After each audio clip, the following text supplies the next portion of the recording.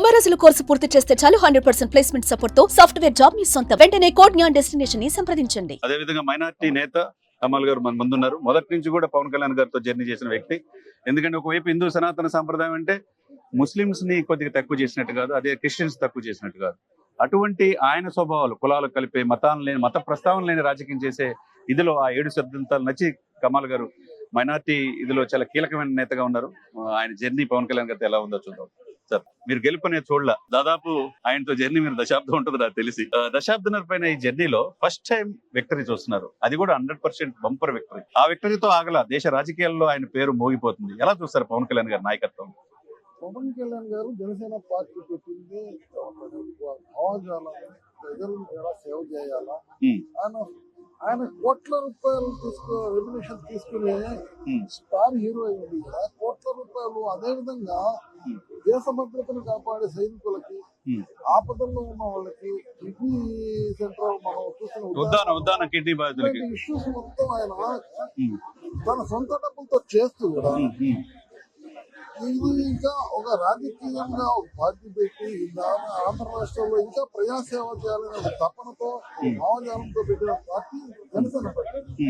ఆ విధమైన భావజాలం గల వాళ్ళందరూ జనసేన పార్టీ అధినేత పవన్ కళ్యాణ్ యొక్క పార్టీ సిద్ధాంతాలు నచ్చి ఆ పార్టీ చేరిన నేను ఒకటి. అప్పటి నుంచి జర్నీ చేస్తూనే ఉన్నాం. పార్టీ గెలవకపోయినా అందుబాటు ఉన్నాం, ఓటిలో కూడా అందుబాటు ఉన్నాం.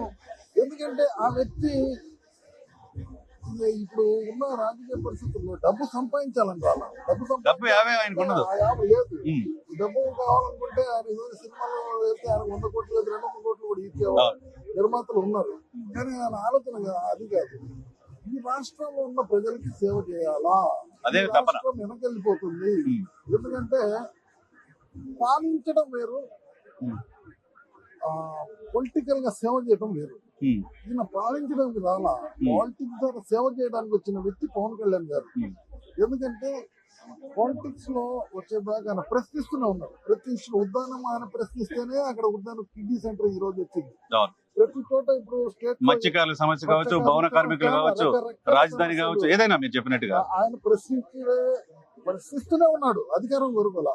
కానీ ప్రశ్నించేవాడు పరిపాలన చేస్తే ఎలా ఉండిద్దో ఈ 9 మాసాల్లో చూస్తున్నాం. ఎందుకంటే ఆయనకు తపన. మాన్యంలో వెళ్ళి రోడ్లు వేశారు. ఎప్పుడు 7 దశాబ్దాలు ఎప్పుడు ఏ పార్టీని చూడలేదు. ఈయన డిప్యూటీ సీఎం మినిస్టర్ అయినాక గ్రామీణ శాఖ మంత్రి ఉత్తరాంధ్రలో ఆయన శంకుస్థాపనకి వెళ్ళేటప్పుడు మీరు అబ్జర్వ్ చేశారో లేదో, ఆయన హెల్త్ బాగులా, ఆరోగ్యం ఒకవైపు వర్షం పడుతుంది, నడుము నొప్పి, ఆరోగ్యం కూడా చూసుకోకుండా అట్లాంటి వర్షంలో పడి ఆయన పోయి శంకుస్థాపన ఆ మాన్యంలో ఉన్న ప్రజలకు రోడ్లు తపన చూసారా, అది ఇంపార్టెంట్. ఏదో ఫార్మాలిటీగా రోడ్లు వేసామో ఇక్కడ నుంచి కటింగ్ కాదు. సంపూర్ణంగా ఈ రోజు రాష్ట్రంలో ఉన్న ప్రజలు మొత్తం 175 నియోజకవర్గాల్లో కూడా పిఠాపురాన్ని చూసి 175 నియోజకవర్గ ప్రజలు కూడా మాకు కూడా పవన్ కళ్యాణ్ లాంటి ఎమ్మెల్యే ఉంటే బాగుండేది అనే పరిస్థితుల్లో ఇవాళ జనం ఉన్నారు. ఎందుకంటే ఆయన నియోజకవర్గంలో ఆయన ఒక ఇంట్రెస్ట్, ఈ నియోజకవర్గ పిఠాపురాన్ని ఎలా తేవాలి అని చేస్తున్న ఆలోచనలు మనం చూస్తుంటే అందరూ సామాన్యంగా ఉన్నారు. పవన్ కళ్యాణ్ మా నియోజకవర్గం ఎమ్మెల్యే అయితే బాగుంటుంది.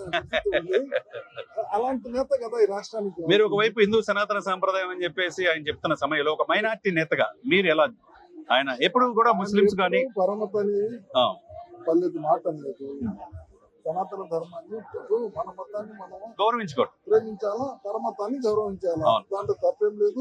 ఎవరైనా అంతే. ఇప్పుడు మనం ముస్లింలో 99% ఆంధ్రప్రదేశ్ హిందూ ముస్లింలు అందరూ భాగానే ఉన్నారు. అంతేగా ఇప్పటికే డేస్ చాలా మంది ఇంటర్నేషనల్ మ్యారేజెస్ జరుగుతున్నాయి. చాలా మంది పేరెంట్స్ కూడా బాధ్యతలు చేస్తున్నారు. ఇది ఒక పొలిటికల్ ఇష్యూగా రేస్ చేస్తున్నారే తప్ప మనకి ఎవరికి అలాంటి భావజాలాలు లేవు. అంతా ఒక్కటే. పవన్ కళ్యాణ్ గారు చెప్పింది కూడా పరమతాన్ని ప్రేమిస్తాను, పరమతాన్ని గౌరవిస్తాను, సనాతన ధర్మాన్ని కాపాడుతున్నాను. అంతే.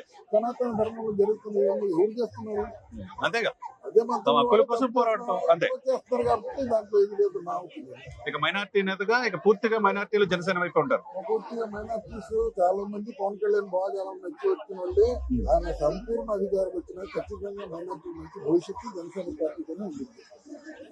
Thank you.